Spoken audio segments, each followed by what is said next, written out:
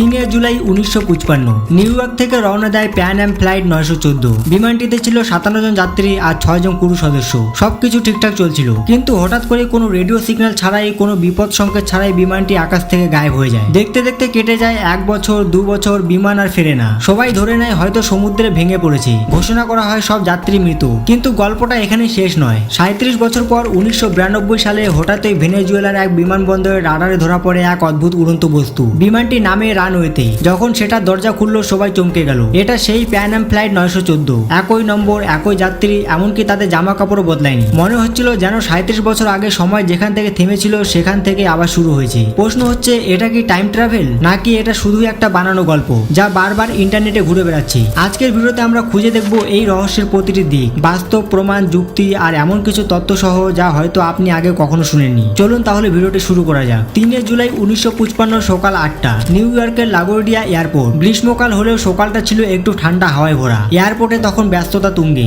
যাত্রীরা কেউ লাগেজ টানছেন, কেউ কফি খাচ্ছেন, কেউ পরিবারের সঙ্গে ছবি তুলছেন। সবাই অপেক্ষা করছেন তাদের নির্দিষ্ট গেটের সামনে, প্যান আমেরিকান এয়ারলাইন্সের ফ্লাইট 914 ধরবেন বলে। এই ফ্লাইটটি ছিল ডগলাস DC-4 মডেলের একটি যাত্রীবাহী বিমান। গন্তব্য ছিল মিয়ামি। বিমানটিতে ছিল 57 জন যাত্রী, 6 জন ক্রু মেম্বার। কেউ যাচ্ছিলেন ব্যবসায়িক কাজে, কেউ বা ছুটি কাটাতে পরিবার সহ, আবার কেউ বৃদ্ধ মা বাবার সঙ্গে দেখা করতে। বিমান চালাচ্ছিলেন ক্যাপ্টেন মিগেল ভিক্টর, একজন অভিজ্ঞ পাইলট যিনি ইতিমধ্যে আকাশে পার করেছেন 18 বছরের বেশি সময়। সকাল 8:20 কন্ট্রোল টাওয়ারে অনুমতি মেলে। বিমানটি রানওয়ে থেকে উড়ে যায় মিয়ামির দিকে। আবহাওয়া একেবারে পরিষ্কার, আকাশ ছিল নীল আর ঝকঝকে। না ছিল কোনো মেঘ, না ছিল কোনো ঝড়। এমনকি বিমানে কোনো যান্ত্রিক সমস্যাও ছিল না। সবকিছুই ছিল নিখুঁত। প্রথম 1 ঘন্টা 15 মিনিট সবই স্বাভাবিক চলছিল, কিন্তু ঠিক 1 ঘন্টা 45 মিনিট পর যখন বিমানটি ফ্লোরিডার আকাশে প্রবেশ করতে যাচ্ছিল, হঠাৎ করে রাডার থেকে গায়েব হয়ে যায় পুরো বিমানটি। না কোনো মেডে কল, না কোনো বিপদের সংকেত, না কোনো যোগাযোগ কন্ট্রোল টাওয়ারের সঙ্গে। বিমানের যেন কোনো অস্তিত্বই ছিল না। ভয় আর উদ্বেগ ছড়িয়ে পড়ে এয়ার ট্রাফিক কন্ট্রোল সেন্টারে। তাড়াতাড়ি শুরু হয় search and rescue mission. Coast guard, navy, এমনকি স্থানীয় জেলেরা পর্যন্ত আটলান্টিক মহাসাগরের বিস্তীর্ণ এলাকায় খুঁজতে থাকে ধ্বংসাবশেষ। দিন যায়, রাত যায়, কিন্তু না মেলে বিমানের কোনো অংশ,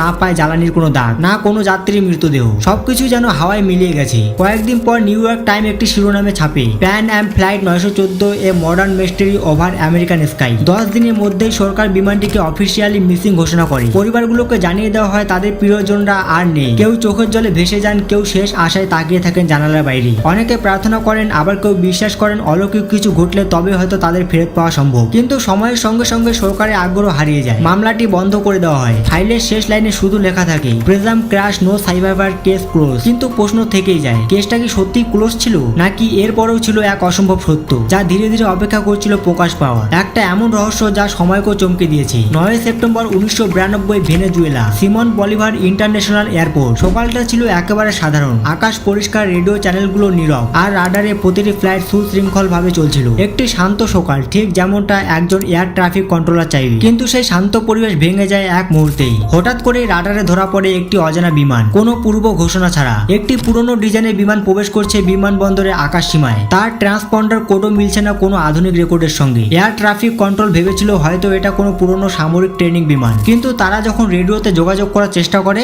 সেই মুহূর্তে ভেসে আসে এক চিরচেনা অথচ অসম্ভব বার্তা, this is pan am flight 914 from new York to Miami, requesting landing introduction. পুরো কন্ট্রোল রুম থমকে যায়। প্যান অ্যাম ফ্লাইট 914, যে ফ্লাইটটি 37 বছর আগে হারিয়ে গিয়েছিল। তড়িঘড়ি করে শুরু হয় ডেটা যাচাই, রেডিও সিগন্যাল, ট্রান্সপন্ডার কোড, এমনকি বিমানের পাইলটের নাম মিগুয়েল ভিক্টর। সবকিছুই হুবহু মিলে যাচ্ছে 1955 সালের রেকর্ডের সঙ্গে। কেউ যেন বিশ্বাস করতে পারছিল না, যেন সময়ের ফাঁক গলে ফিরে এসেছে এক হারিয়ে যাওয়া অধ্যায়। তাৎক্ষণিকভাবে বিমানবন্দরে সতর্কতা জারি করা হয়। Security team, medical unit, immigration officer, সবাইকে প্রস্তুত রাখা হয় অজানা যাত্রার জন্য। রানওয়ে 5-এ অবতরণের অনুমতি দেওয়া হয় সেই রহস্যময় বিমানটিকে। চারপাশে উত্তেজনা, জল্পনা আর কিছুটা আতঙ্ক। সবাই অপেক্ষা করছে কি নামবে এই আকাশ থেকে, বাস্তবের কোনো ব্যাখ্যা নাকি টাইম ট্রাভেলের জীবন্ত প্রমাণ। বিমানটি যখন নামলো ভেনেজুয়েলা সিমন বলিভার বিমানবন্দরে, তখন রোদের আলো স্পষ্ট দেখা যাচ্ছিল। একটা পুরনো জং ধরা ডগলাস DC-4, এর গায়ে মলিন হয়ে যাওয়া প্যান অ্যাম লোগো, ফুসলে যে ময়লা জমে আছে, উইংসে মরছে। এই দৃশ্য দেখে মনে হচ্ছিল বিমানটি যেন 1955 থেকে কোনোভাবে একটানা উড়ে এসেছে, বিনা সংস্পর্শে, বিনা যত্নে, সময়ের জং মেখে। বিমানের জানালা দিয়ে বাইরে তাকাচ্ছেন যাত্রীরা, তাদের চোখে স্পষ্ট ভয় আর বিভ্রান্তি। দরজা খুলতেই যাত্রীরা একে একে বেরিয়ে আসতে থাকেন। তাদের পরনে ছিল পুরনো স্টাইলের পোশাক, হাতে ছিল চামড়ার সুটকেস, আর হাতে ধরা হাতে লেখা কাগজের টিকিট। না কোনো বারকোড, না বিজ্ঞানের ছোঁয়া। সবকিছু যেন থেমে আছে 1955 সালের কোনো এক সকালে। তারা চারপাশে তাকিয়ে হতভম্ব হয়ে জিজ্ঞেস করছিলেন, আমরা কি মিয়ামিতে পৌঁছে পৌঁছেছি?